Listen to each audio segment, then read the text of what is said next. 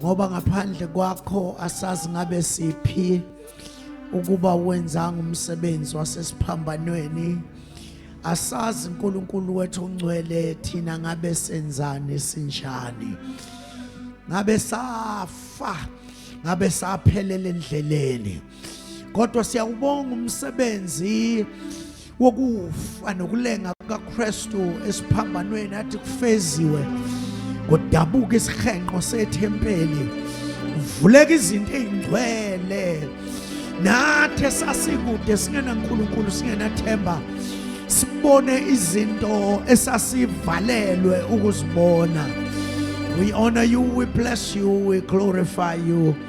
Uyinkosi ephakemeyo, uyinkosi emangalisayo. Namhlanje ebusuku siyabonga ukuthi zonke izinto ongesizo ezakho ziyathoba. Ubuthakathaka buyathoba, izifo ziyathoba. Baba wethu onamandla wonke, amaketanga aqhabuka, ababoshiwe bakhululwa. Baba wethu onamandla wonke, nalabo Baba wethu ogcwele abakhubazekile, Baba wethu ogcwele bathintwa isandla sinamandla. Egama lika Jesu Kristu siyathandaza ukuthi the confusion is going for the clarity of your power. Baba wethu onamandla wonke, engqondweni zethu, enhlizweni zethu kuyabonakala. Thatha udumo wena ophilayo phakade naphakade, wena ongahlulwa ilutho, wena ongahluleka, wena ongaqhaphimanga emlonyeni wakho. Baba wethu onamandla ukazange kwaphuma uNkulunkulu wethu ukwehluleka. We give you glory, we give you praise. Enganiwasho uNkulunkulu wethu ungakaye esiphambanweni wathi indodana yomuntu iyohlushwa kodwa ife ngosuku lwesithathu ivuke kwabafileyo. Ngenxa ukuthi akunamanga akhonkothiso emlonyeni wakho, latholakala ithuna li-empty, ithuna lingenalutho. Siyabonga Baba wethu onamandla, simi phezu kwamandla, simi uNkulunkulu wethu sibhekile izinto osinikeze zona mahala. Baba wethu onamandla, amandla phezu kwamandla, ugcobo phezu kogcobo, inkazimulo phezu kwenkazimulo. Siyabonga Baba wethu onamandla wonke ukuthi yonke iminyango ebivaliwe the whole of this year siyayivula ke manje ngegama nangegazi lika Jesu Kristu. Ngenxa kaKristu owafa wavuka, ophilayo phakade naphakade, wangashiya saodwa, washiya nomoya, umoya oyingcwele ukuba bekithi, ahlale kithi, abe nathi. Baba wethu onamandla, siyabonga, siyabonga, siyabonga, siyabonga, siyabonga, siyabonga.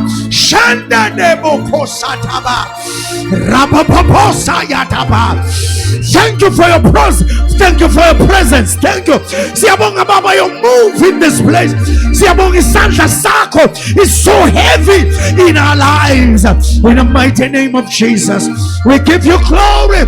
We give you honor. Look fanele. Wena obusayo phakade naphakade. Wena omile unguye izolo naphakade naphakade. Siyabonga Baba ukuthi konke okumiswe phansi komhlaba naphansi kolwandle konke kuyakhothama, konke kulukukhupha amandla ngegama lika Jesu. At the mention of the name of Jesus, every knee bow, every tongue confess.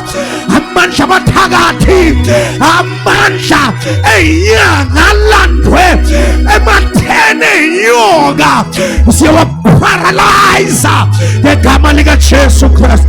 Phakama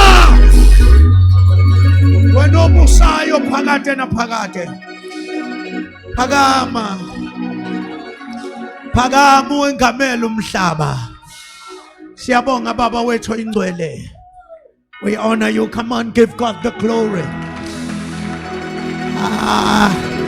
Nisha izandla ngathi nake namtholo onjengaye. Nisha izandla ngathi nake nambona onjengaye.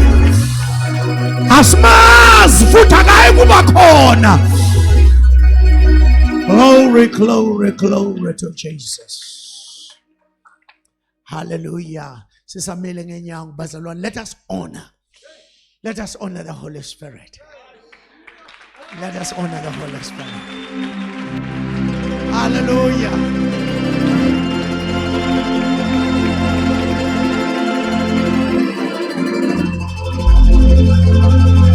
Oh Jesus.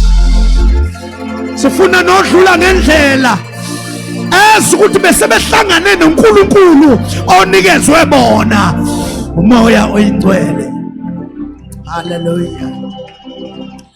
We may be seated in the presence of God. Ngibonge ngibambe ngezandla zombili leli thuba. Ngiyazi ukuthi when umpostoli ekhuluma kanjena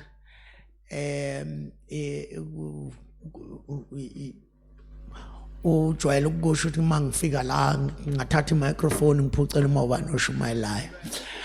But bazalwane, an opportunity is an opportunity. And asimbonge uNkulunkulu ngaleli thuba. It calls for character. Ukubiza umhlangano ongaka. Thina esike sibiza imhlangano siyazi ukuthi this is not a child's play. Siyambonga uNkulunkulu bazalwane ngethuba enisipha lona sinonkosikazi. Njengoba ehleli lapha phansi nje kume yena la. Hallelujah. So we really thank God. Ngizwile emini intshumayelo binamandla ukuthi bayazi abashadile ukuthi amakhosikazi adelela. So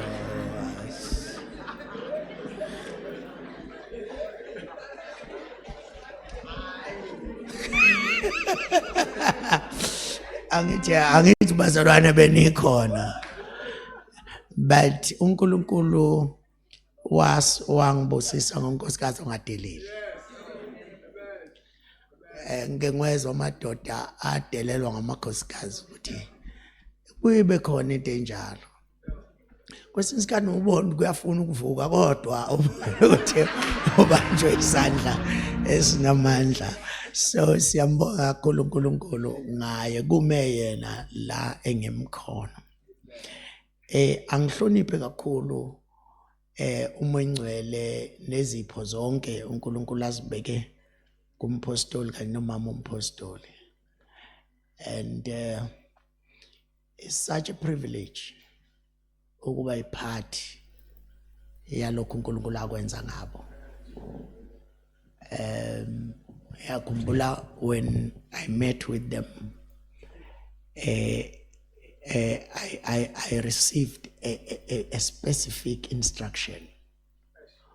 Ukuthi labantu laba akusibo nje abantu abajwayelekile. Kodwa abantu uyabona Mananga mfundisi wami. Ngelinye ilanga osaba ngisho ukutshela abantu ukuthi umfowethu lo indlela uNkulunkulu asazomsebenzisa ngayo. So we really thank God for their lives. Lokho kuza kanye namazwi nje engingawasho. Mhlambe ngeauthority nyane encane engaba nayo. Ukuthi bonke abaseduzane kwakhe treat what God has put in him very specially. Ngoba umephakama uphakama nani.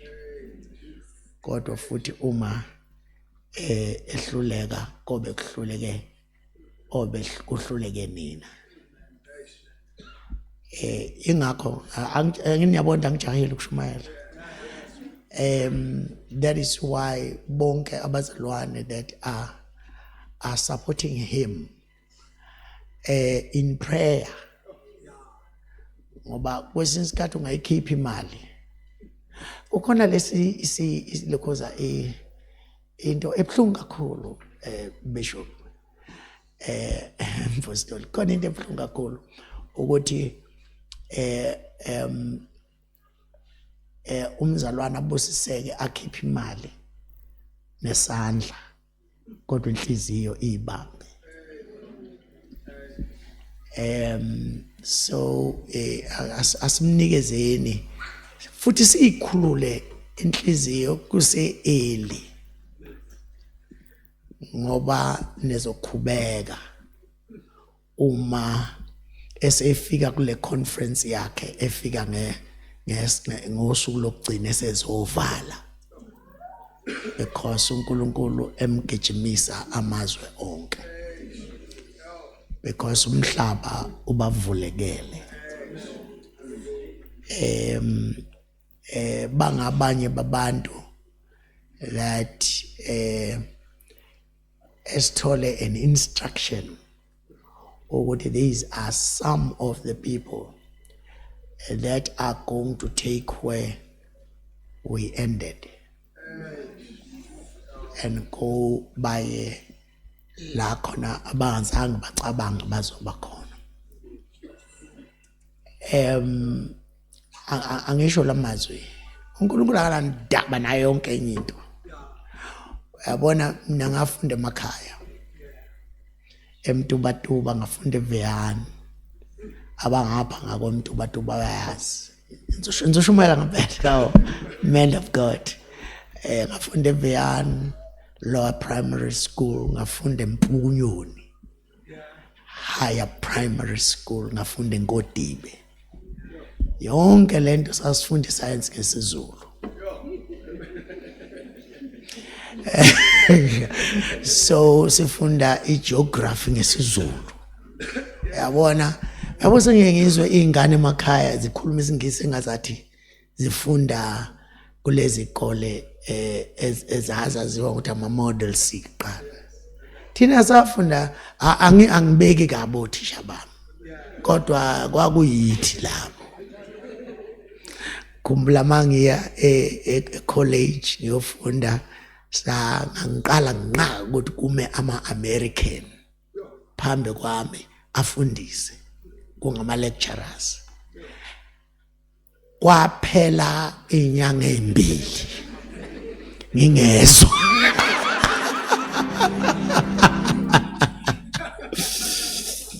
Kodwa ngenyanga yesithathu yime ngase ngihumusha chapel. Because uNkulunkulu indlela to turn things around. It was heavy. Ngaze ngafisa ushintsha ngiya kaZulu Khosi. Ngoba kwakukhona noZulu Khosi. Angazi ukuthi inethandena kusenisuke nathi ngumkhulu la. So kwaze kwathi angiye kaZulu Khosi. But ngiyakhumbula kwakhona ubaba uMpunzane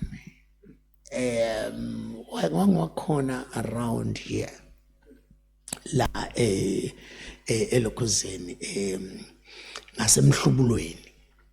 So uthi kimi uthi bekezela Sikhali kuzolunga. And angazi ukuba angibekezelanga ngabe ngishumayela ngani la ngihamba khona. Ingakho nje ababiziweyo ngiyacela ukuthi ababuyele esikoleni. Akusiyimpoqo. Mawubiziwe nje buyele esikoleni ngoba wazi inkosi izokusaphi. So ke bengifuna ukusho nje ukuthi we honor what God has put in them and futhi kusazoba nzima ukuthi uma ningabamukelanga ngenhliziyo nabarelease ngenhliziyo kuzoba buhlungu kakhulu ukuthi bazococoma in their own conference ngenxa yobizo liphezulu empilo yabo. So siyambonga kakhulu uNkulunkulu ngabo. We honor God, but more than that, anginankinga ukuthi ngithathe isikhathi ngisho njalo, anginankinga. Angibingelele all the bishops that are here. Angithi niyazi ukuthi ababishop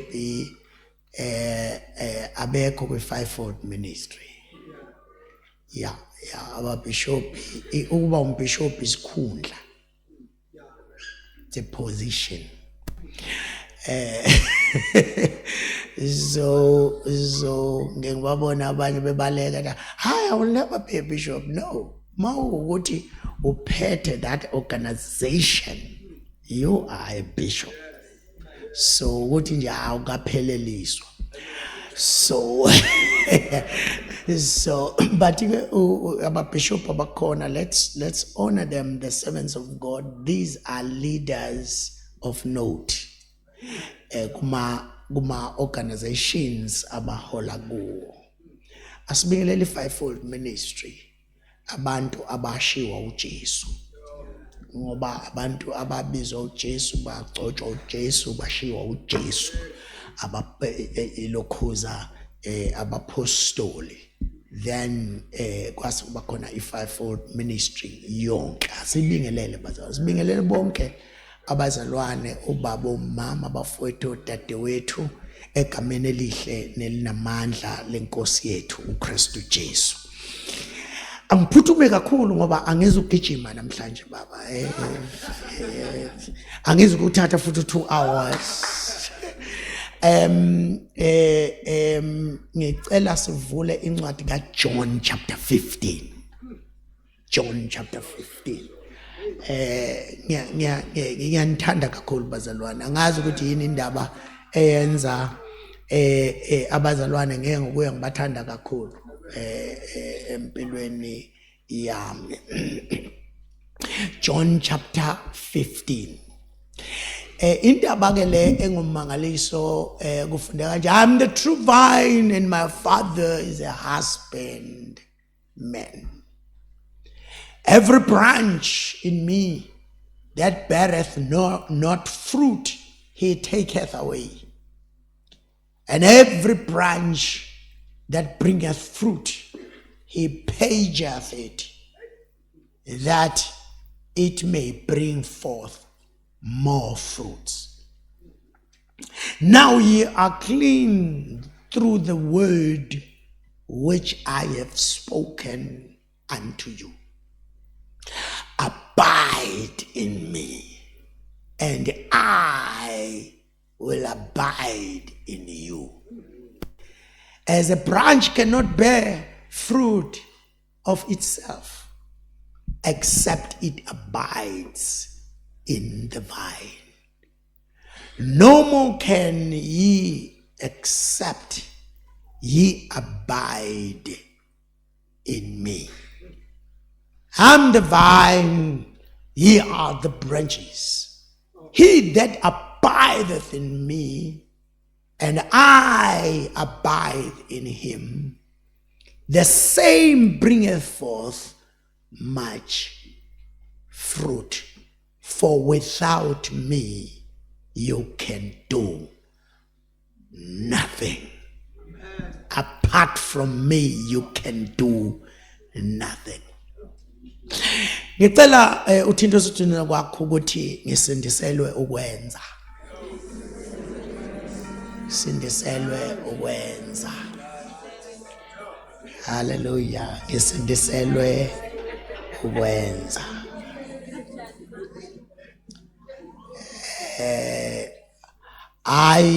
Igama ukwenza.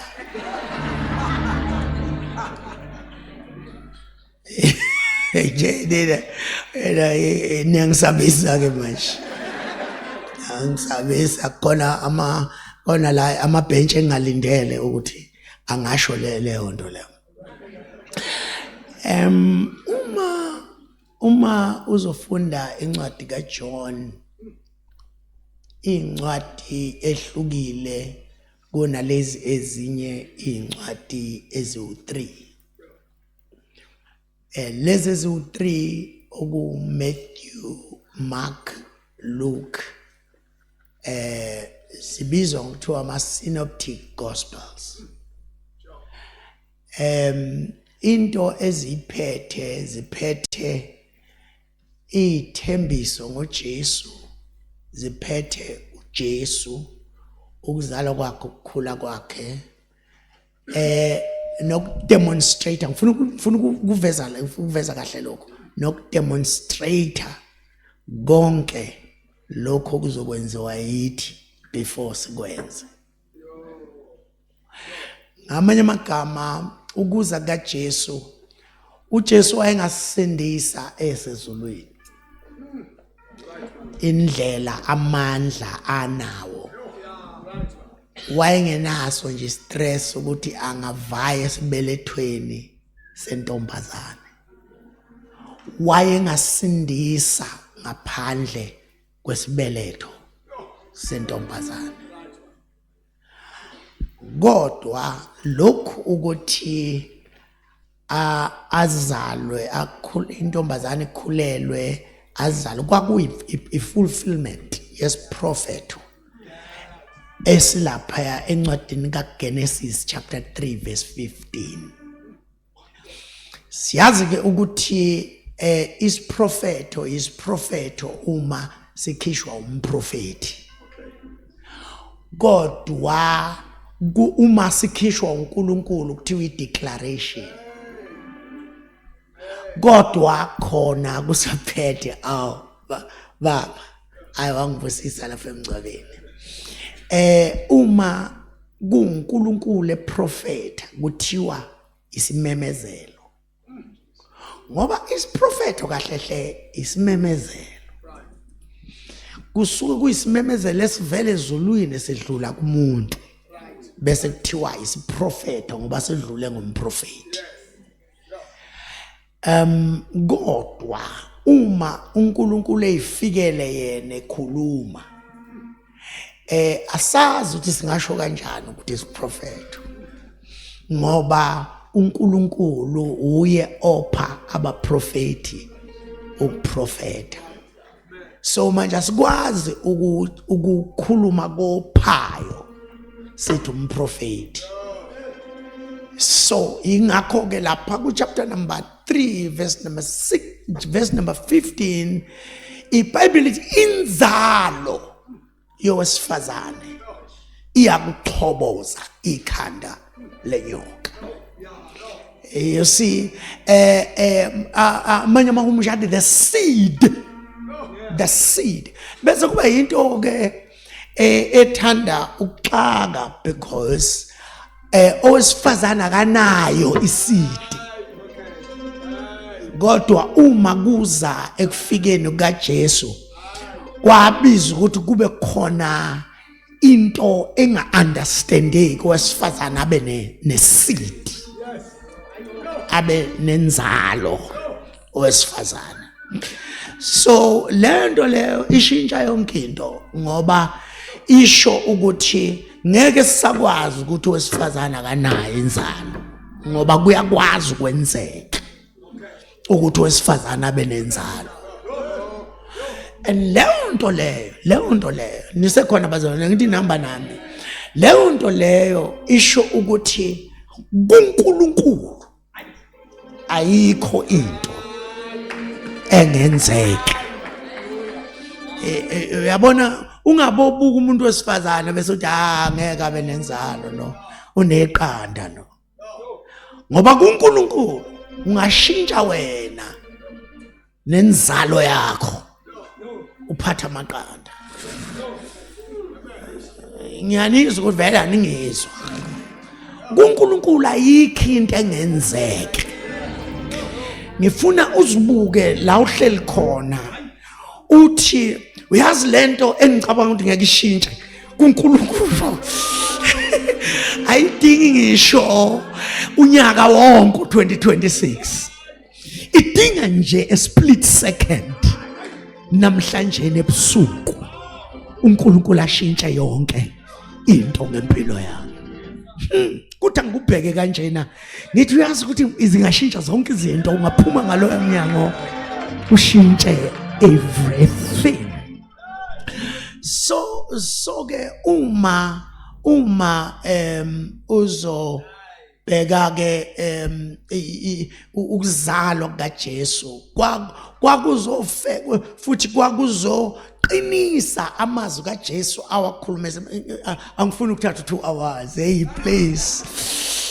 Kwakuzoqinisa amazwi ayizothi mayise efikile naye awasho athi isela alingeni ngesango, kodwa umelusi yena ungena ngani? Ngoba ayikho indlela yokungena la emhlabeni ngaphandle kokuthi umuntu avaye esibelethweni somuntu wesifazane. Nesekhona bazalwane,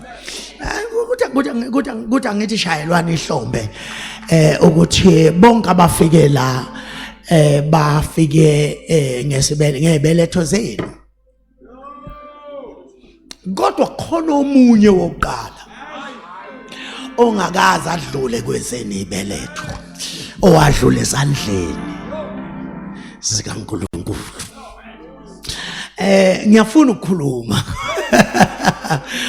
but uma esekhuluma ethi isela nomphangi lona, uyabona nje uSathane akangenanga, akazi isibeletho somuntu wesifazane. uSathane kwasefikile, kwasekhona kwathiwa wo kuwe emhlaba, kwatholakala ukuthi naye angazi noma unazo indlebe noma anazo, kodwa nje kwabonakala sehamba khona lapha emhlabeni phakathi kwabantu. Lakhuluma futhi izulu lathi wo kuwe emhlaba. So now kubalulekile ke ukuthi lezi incwadi eziwu3 sizibone zizincwadi ezidemonstrate ngoba uJesu akezanga ukuthi azohamba phezulu kwamanzi azovula amehlo empumputhe, wayezela ukuzodemonstrate umsebenzi okufanele wenziwe yithi. Uyabona nje ukuhleli lapha ngomunye wabo abazokwenza izinto benziswa. So now uma ke ubheka lezi eziwu3 zimveza uJesu besemhlabeni, bamveza besemhlabeni. Incwadi kaMatthew yona iza ngenye indlela, ithi ubani wazala ubani wazala ubani, ize ne-genealogy.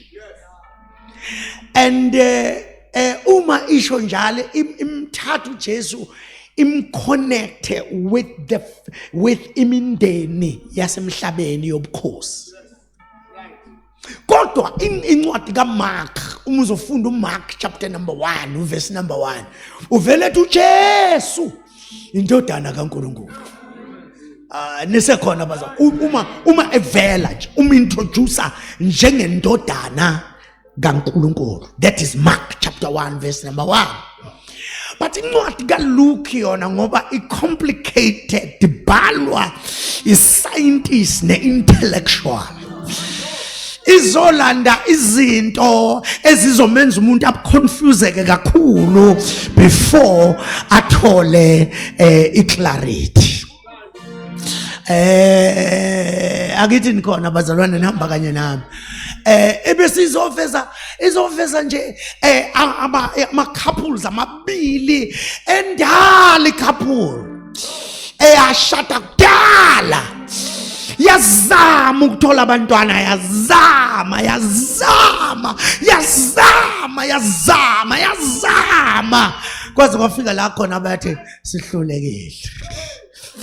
Kwafika ingelosi, yathi uma ifika ingelosi yathi uzokuzala. Uyabona kusho ukuthi ke manje ngoba sekukhuluma sekuyizwe eliqhamuka kaNkulunkulu lenza ongazali azale, because izwi likaNkulunkulu it comes with possibilities. Yeah, so uzozala. Now lo baba lona kuthiwa weza wathi akuzokwenza kanjani lokho, asingayilandi yonke indaba, kodwa iBhayibheli liveza ukuthi wakhulelwa logogo. wakhulelwa lo gogo ngoba uNkulunkulu mayefuna ukwenza into anandaba ukuthi ugogo ukuma menopause uNkulunkulu okwazi ukweqa ama menopause enza izinto engenzeki kubantu. Glory to Jesus. Kuthi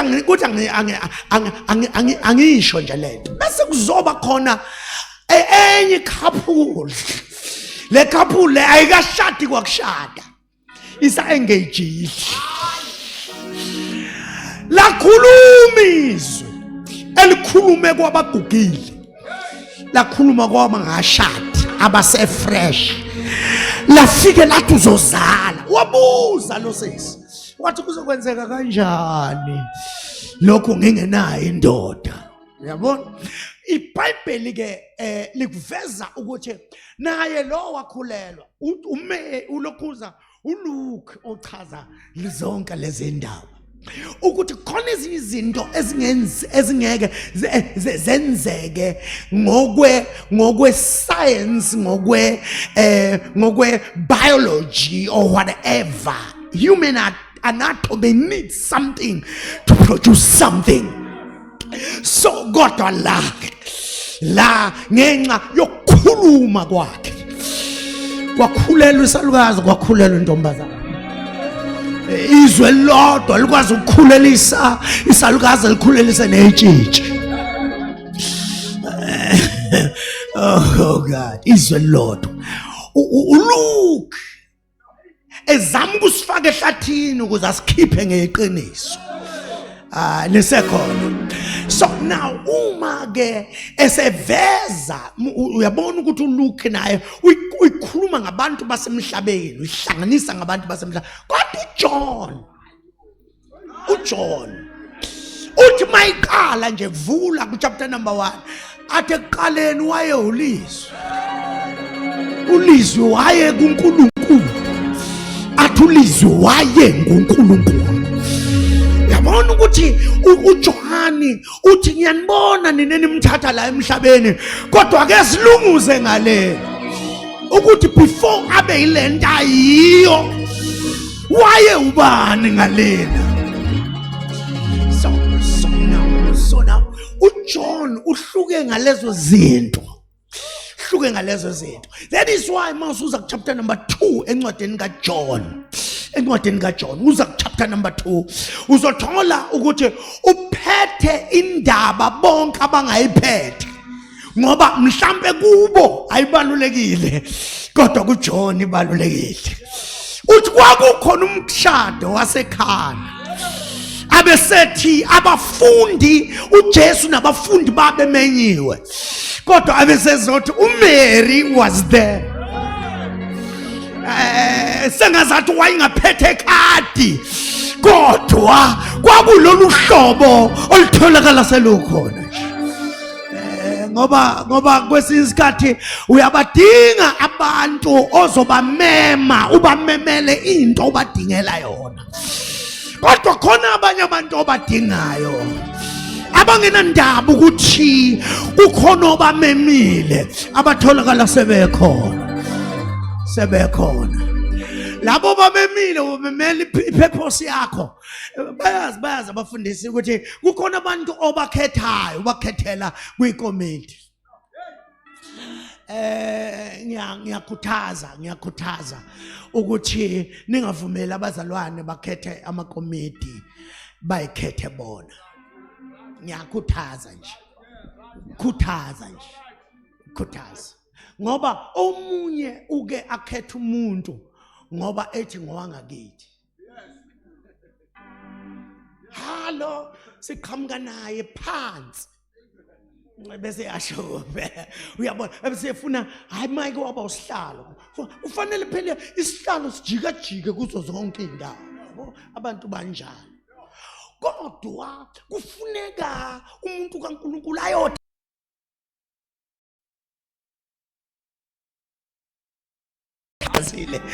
balindi instruction kodwa khona abatholakala bekhona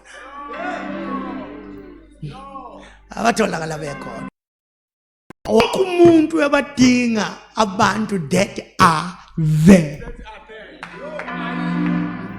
Abathi angifuna esikhundla mina baba, ngifuna esikhundla. I'm just there. I'm just there. Angizelanga ikhundla mina la, angizelanga ukuthi nokuthi, angizelanga. I'm just there. I'm just there. Omunye wabazalwane oyisibusiso kakhulu in our lives ngokwenza izinto ezingeke zenziwa ngabanye abazalwane because of the level of the blessing empilweni yakhe. Ukahlale nathi nje athi angifuna isikhundla mina la. Mina uNkulunkulu wangithuma kini, I'm just there. I'm just there. Uma khona into edingalayo aphushe yona. I'm just there. I'm just there. You know, uMary kwakuyilolo hlobo. Kodwa noma eyilolo hlobo oluza ukuba there. Waye eneyikhalo ezivaleleke enhlizweni yakhe. Ngoba wayephethe amazwi kaNkulunkulu afika ngengelosi. Uyabona manje ukuthi isikhathi siyahamba lento ayifezeki. Uyabona ukuthi siyahamba lesi sikhathi. Kuthiwa lo muntu uyosindisa abantu ezonweni zabo. Kanti kuyoba nini? Kuyoba nini? Kuyoba nini? Athi I'm there kodwa nginesikhalazo. Ingakho mase kusweleka iwayini lapha uya kuye. Uyabona abantu abade ukuthi noma ngabe uhleli ekwi boardroom nabantu ababalekile avele nje ngomnyanga athi baba kancane nje. The people that are there. Uyabadinga labo bantu, uyabadinga abanga expect lutho from you. Uyabadinga labo bantu, uyabadinga labo bantu. But you know uma efika uthi usondele endlebeni kaJesu uthi abanali wayini. Abanali wayini. I'm coming kule ncwadi engifundile. I'm coming. Wena ufuna ukubhala ngiyazi ukuthi kukhona izinto ofuna ukuyibhala. Uzobhala futhi kuzobhaleka. So now uthi just ungene ngani kokwami ngoba isikhathi sami asikafiki.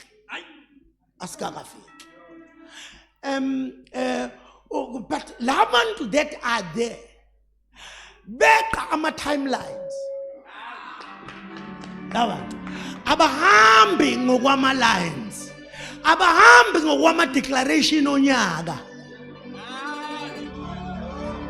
Uthuhleli ekhaya ubheke phezulu lokhu uyathandaza ubezwe nabo sebekuqela eduzane kwakho. Bashaya ngelimi khona la eduze kwakho. Yini ndaba bona they break the protocol. They break the people that are there. The people that are there. Let the Bible watch uJesu mayethi ungene ngani kokwami angazi ngiyaphi kule ndaba ngiyayithinta nje. Uma eqeda ukusho njalo uJesu akasho nokuthi hey mama please. Uthi mfazi. KwaJuda is very very strict. Awukwazi ukuthi mfazi kumuntu ungamaze umfazi. Angikwazi ukubona ugqoka ingubo zomuntu wesifazane bese ngithi umfazi. Ngoba ngikwazi umfazi. Ngiyanizwa ukuthi nisele vele. So now uma ekhuluma uJesu uthi mfazi. Ngene ngani kokwawo. Lo mama lo wavele wamshiya uJesu ethethe njalo.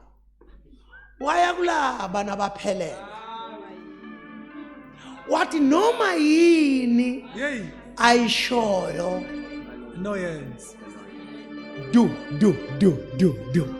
Noma yini ayishoyo annoyance. In other words, lo mama sengazathi ubona into abantu abangayiboni ukuthi lona uphethe amandla okwenza. So ukuze uthola amandla okwenza khona into okufanele uyenze. Into ihlangatshezwa ngento. Ngiyanizwa ukuthi nisele kodwa ngiyahamba. So uthi noma yini ayishoyo anoyenza.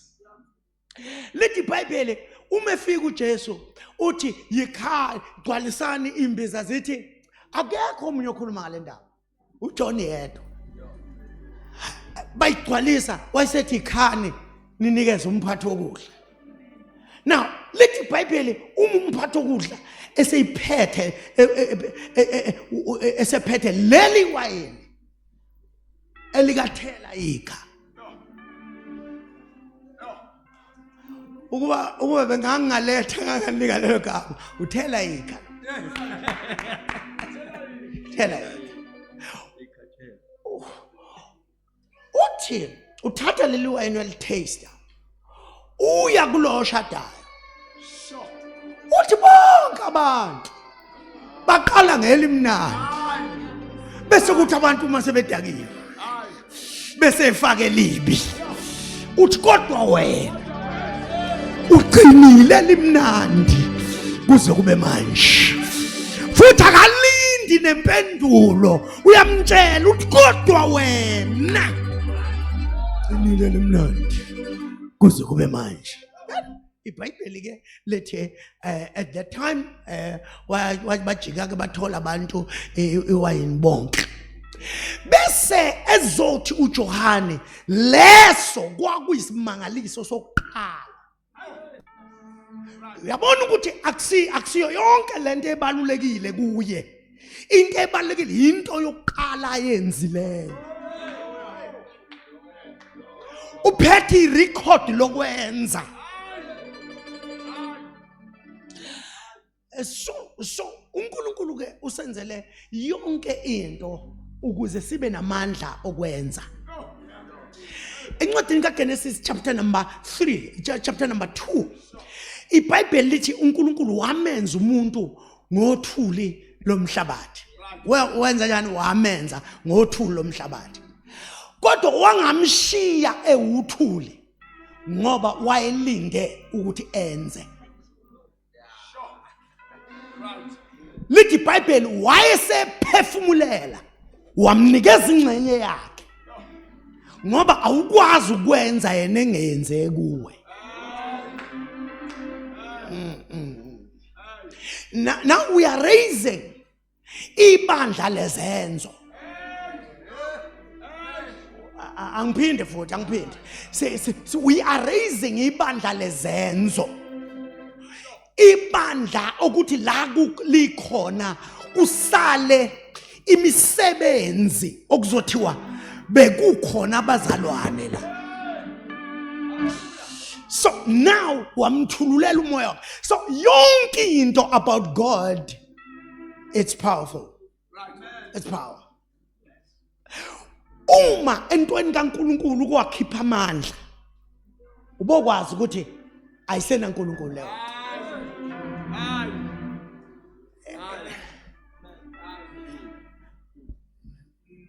Ibandla bazalwane akusilona ele worship kuphela. Kodwa ibandla elezenzo. Mhlambe ke let's look at this. uJesu umefika phendula amanzi uwenza iwayini for his glory uyenza. Sure. And uma esehamba after ezenzile zonke izinto ngoba ukhulume ngama principles asenza sibe connected to his power all our lives. All right. One of the things ayikhulumayo uthi ubusisiwe onenhliziyo ehlanzekileyo ngoba uyombona uNkulunkulu. Ngoba kusizane ukusonda la ekhaya. Kanti awuzukumbona uNkulunkulu. In other words, we must remain connected. Yaba yimbi inhliziyo you disconnect yourself. All right. Nisekhona abazalwane. Kukhona uhlobo lwabazalwane who connects and disconnects. Connects and disconnect. Yabona nje kumanje sizoba connecta ngomhla ka1 bazobe be disconnect. Akhulume zonke lezi. Bese kukhona one of the powerful thing that he says kule ntshumayelo yasentabeni athi funani kuqala umbuso nokulunga kwawo konke khona konke lokho kunye kuyokwenezela. In other words, thina sijaha izinto zokwenezelwa sibe singenzi lutho ezenza sifanele ukwenezela.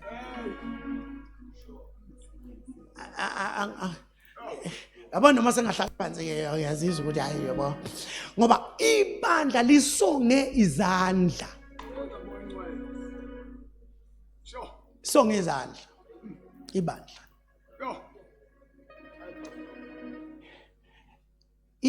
Lezi ezinye inkolo ezingena uNkulunkulu zibathatha abantu under our nose ngezenzo.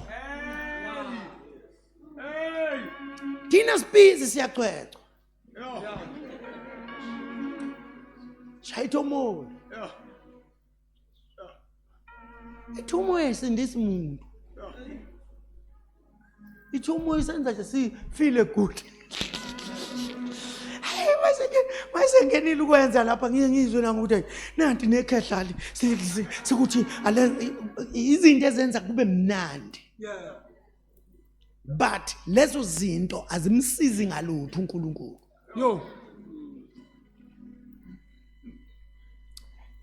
Sikhuluma sesibheka emakhaya sithi awukhonzekile. Sisho kade sikhuluma nje senza zonke lezi ukhonzekile. Siphume siyofana nangalesi yasikhathi singakafiki ekukhonzeni. Esiyisikhala nginaso ukubona a useless church existing in the place of the useful church. Yona nto nje ngiphethe kabi. Yona nto ngiphethe kabi. Ngiphethe kabi leyo. Ukuthi ibandla seliphenduke laba ibandla elingento yalutho. Yabona uma uthi umzalwane namhlanje bavele bakuhleke. Because now kuyaziwa ukuthi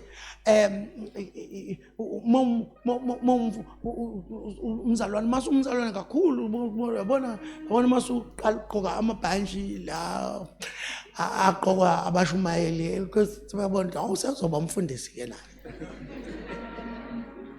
Sazoba umfundisi ke naye. Abone umfundisi umbuyazi eqoqa u8,000 amasithi kuyenzeka ahambe engezwanga yena ngatholi ngisho amasente. All right. It's not about work anymore. I don't know ukuthi singabathola apha abafundisi. Sike sihlale nabo nje sike sithi abafundisi ake kusetshenzwe. Sike sifakane nje umoya wokusebenza. Umoya wokusebenza. Ngoba kusengazathi sesizinto nje ezaziwa ukuthi siyahlala sihamba idolobha nokhuza nezicathule zinde namabhantshi amanje. It's time that we come back to work. Now, uNkulunkulu has provided us with everything that we need to work. Wasinikeza umoya wakhe. Ake ngichaze lo moya iruach, but he ruach, wakhipha lo moya wakho. Ngesikhathi ukhipha lo moya lo. Wakhipha umoya owenza yena abe uNkulunkulu. All right. In other words, akakunikezanga ongaphansanyana umoya, kodwa ukunikeze lo umoya owenza yena, ngamanye amagama, noma wakhiwe ngothuli kodwa phakama ushiya uthuli ukuze ube ku level yokwenza. Ake ngisho ayisho lutho intuthu zalwelwephi, kodwa uma wathola into evela phezulu iyakuphakamisa ukuthi usuke kulento wazalelwa kuyo, ufinyelele la khona uzokwazi ukusebenza ube incomparable. Ngiyazizwa ngathi kuzothandazeka, usho njalo umpostoli, sekuzothandazeka manje. Let me uyabona umethulula lo moya wakhe, uyabona kuthe uma ethulula umoya wakhe yafika nenyoka yathulula ubuqili, umuntu wajumpa out of the spirit of God wabamba ubuqili benyoka. Into yokuqala lo mama lo uma esebuya nobuqili benyoka weza kule ndoda wafika wathi hayi sengidlile mina, dlana nawe, kodwa weza ngobuqili. Ubuqili loba kusiyona into entsha. Sure. Ubuqili akusiyona into entsha, kodwa we are given the spirit of God ukuthi siphile ngaphezulu kobuqili. Sesisezonweni saxoshwa ensimini, ngoba ngangikhona lapha nesikhathi, ngoba sonke sasikubo. Yes. Saxoshwa ensimini. And uma bexoshwa ensimini babexoshwa into the evidence of grace, ngoba insima bayitshalanga, banikezwa into abangayitshalanga. Leyo level ke okufuneka thina uma sisebenza sihambe kuyo. Ake ngimemezele nje futhi ke haphazardly, uma usasebenza ngesalary awukafiki ekuhambeni ngokukholwa. Okay. So now it's very important ukuthi ke si understand leyo ukuthi uNkulunkulu wabanikeza insini, kodwa isono sikhiphana ezintweni zomusa. Asisebenzisa umusa uku-accommodate isono. Yes man. Ngipinde futhi. Angiphinde. Uyabona khona umunye umfundisi okashumayela last week enkonzweni, uthi uPaul mayikhuluma nabazalwane, uthi nabuyisela ijoka elali enani khululwe kulo. That is the Galatians. Ngoba intshumayelo eziningi namhlanje zisibuyisela la esasiphume khona. Hawu saphume washweni, sazoyithola ensindisweni manje. Uyabona lento le, kukhona izinto esasindiswa sayishiya, kodwa khona intshumayelo ezisibuyisela kuzo. Sekuthiwa manje amanzi angcwele, holy water. Kwaseyiso nje lesa siwasho. You understand what I'm trying to say? So now umusa kwakukuthi bafakwe ensimini badle bengajulukanga, kodwa sekukhona intshumayelo ezi-interpret umusa ozobuyisela izinto esasikhishwe kuzo. Izinto esasikhishwe kuzo. Lord have mercy. Funeka kuvuka abazalwane abazothi masisekhona ivangeli. uJesu umsebenzi wesiphambano. nesekhona bazalwane.